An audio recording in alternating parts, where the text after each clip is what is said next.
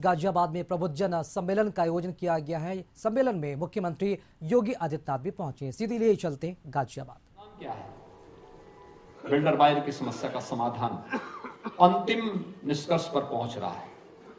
लाखों लोगों को उसका आवास मिल रहा है। लाखों लोगों का मतलब, लाखों परिवारों का मतलब, लाखों लोग उससे लाभान्वित होंगे। उनका ईज ऑफ लिविंग उनके लिए वही है, एक आवाज, सिर ढकने के लिए। अब किराए पे नहीं रहना पड़ेगा, अपने स्वयं के मकान पर रहना पड़ेगा, एक स्वावलंबन का माहौल उसके घर के लिए। यह अवसर कैसे एक वोट ने बदला है।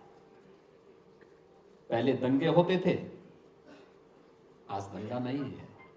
दंगों के कारण कर्फ्यू लगता था, आज कर्फ्यू नहीं है। आज तो कावड़ यात्रा निकल रही शानदार तरीके से। पहले कावड़ यात्रा इसलिए नहीं निकलती थी कि कुछ लोगों को कष्ट होगा, कुछ लोगों को कष्ट होगा। हमने कहा कि भी देखो, हम किसी को कष्ट पहुंचाने के लिए नहीं आए हैं, हम तो समाज को संतुष्ट करने के लिए आए हैं। और समाज की संतुष्टि यह है कि आस्था का सम्मान होना चाहिए। भारत की सनातन आस्था का सम्मान होना चाहिए, और आस्था का सम्मान कावड़ यात्रा से होगी। हमारा सनातन धर्मावलंबी किसी को छेड़ता नहीं है, शांतिपूर्ण तरीके से, सौहार्दपूर्ण तरीके से जीवन यापन करना चाहता है। कावड़ यात्रा का जब निर्णय था, बहुत कठिन निर्णय था, क्योंकि इससे पहले बैन था, कोई राज्य नहीं निकालने दे रहा था, और ये सब चीजें तय थी पहले से। एक लिखित डॉक्यूमेंट बना हुआ था, उसके अनुसार सब लोग उसको केवल लागू करते थे। हमने कहा भी क्या है, क्या बैठक हुई? उन्होंने कहा सब बैठक हो गई। अरे हमने कहा हुआ क्या, क्या तय हुआ? कहा सब कावड़ यात्रा नहीं निकल पाएगा। तो मैंने कहा फिर हम लोग क्या यहाँ ताली बजाने के लिए आए हैं क्या?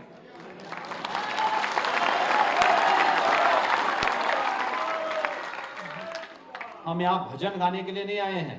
भजन गाने के लिए हमारा मठ है, हमें जब गाना होगा मठ में जाएंगे।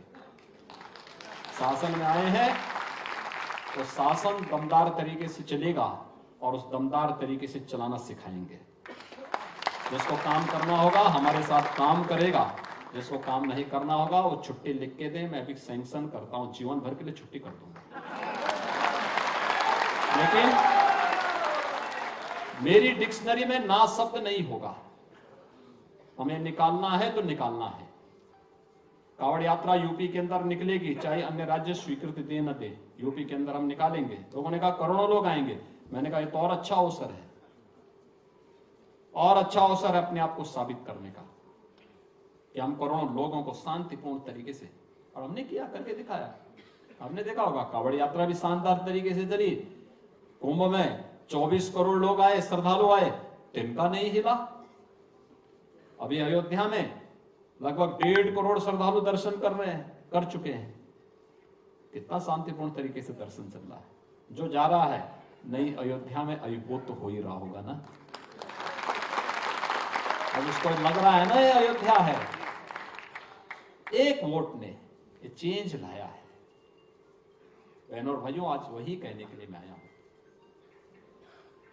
कि सबसे पहला काम, आप सभी लोग समाज का नेतृत्व करते हैं, समाज को अपने अपने सेक्टर में नेतृत्व प्रदान करते हैं।